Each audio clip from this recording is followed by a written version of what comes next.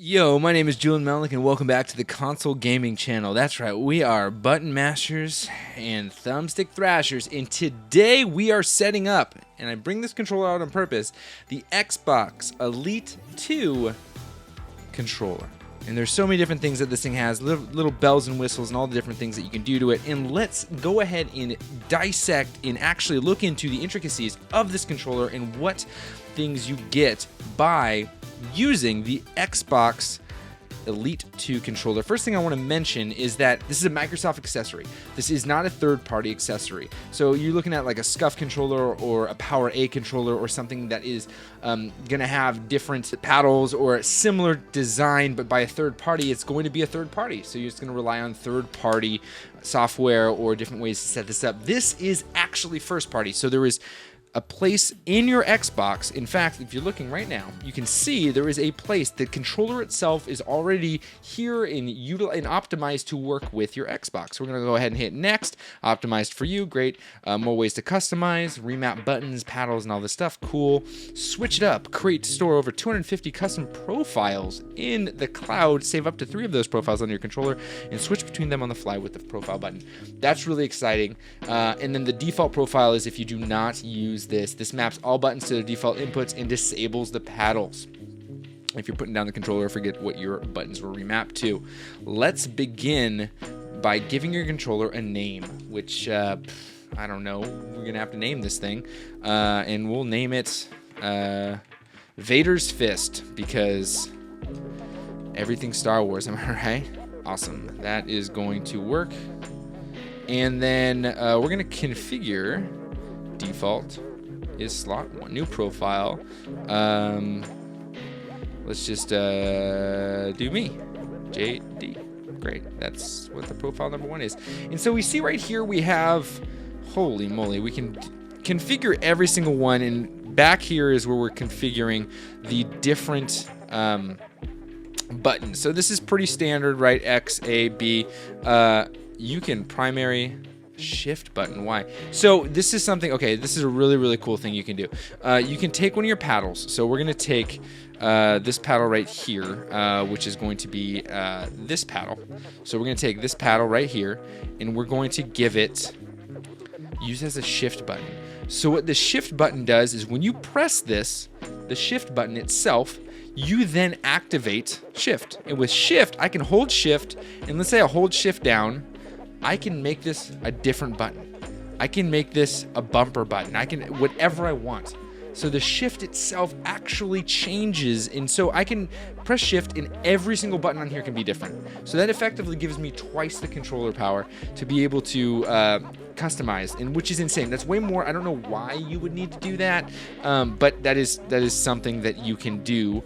I'm not going to set that up, the buttons. I'm just kind of going through each thing here.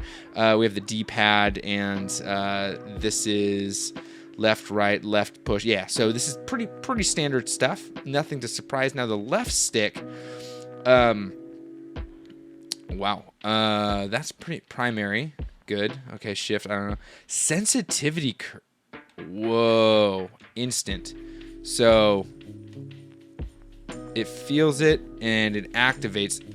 That is wild. So you can change the sensitivity of the, let's see what happens. Aggressive. Okay. That is insane that you can actually change that. Smooth. Oh, I see. So it activates and it moves in. Man, oh no, need to go ahead and no. Oh, let's go slot 1. Cool. So this is gonna be JD's in slot 1. We're gonna go to this profile and we're gonna customize it some more. I'm gonna change this primary. Cool. I'm gonna change to default, which is gonna be linear. So everything's linear. That is really wild, and you can axis dependent. There's so many different customizations you can do. True diagonals, radial. These are all it. Okay, all right. Use the D-pad to adjust your stick. Great. So aggressive is going to be something that you're really wanting there to be, and then you can change the aggression of this all. This is wild. Absolutely wild that you can do that. I'm going to keep this on default. We're going to go to right stick. Same thing, makes sense. Trigger sensitivity. Move the sliders to adjust your dead zone. So as it stands now, I don't have a dead zone because I do not want a dead zone. But if this, what that means is that nothing actuates until I pull, nothing. Nothing. Let's see what happens if this is both triggers. So it's automatic because I turned. Okay, so that's really wild. Okay, so let me show you this. I'm gonna go all the way to full trigger. Okay, so around full trigger, I can slowly all the way up. Okay, I'm gonna go to pushing the selection all the way down. So basically, this makes it a hairline trigger, and this, like, this is barely pressed. It like immediately. Oh, and you can go to the other side and it automatically detects it, and you can, wow. So you can actually have a hairline on one, and so this would be useful. Okay, so that's great. Vibration. Now the vibration shows up on each trigger. That's kind of cool. Wow, that's really powerful. That's really loud. Can you hear that? Listen. I don't like that. Whoa, the main really gives you a good shake. I wonder why. Oh, that sounds gross. Let me see if I change. I have no clue why you would want the triggers to vibrate. Okay, so thing number one is trigger vibration sounds terrible. Like, the vibration in this actually sounds really, really gnarly. Okay, all right. I'm gonna keep it for now.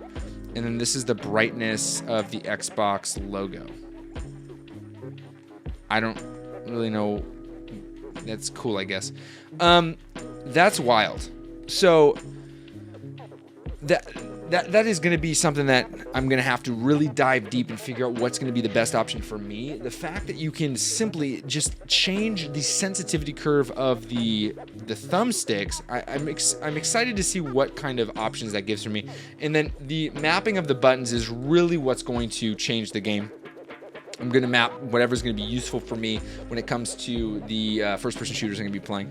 And so probably jump, reload, stuff like that. I'm definitely going to be looking into that. And then you can save. You have your 3 profiles, which is super rad. It doesn't have a share button. That doesn't matter to me. Now we're going to go over to some gameplay. We're going to play Call of Duty Cold War and see what it feels like to play Call of Duty on the Xbox Elite 2 controller.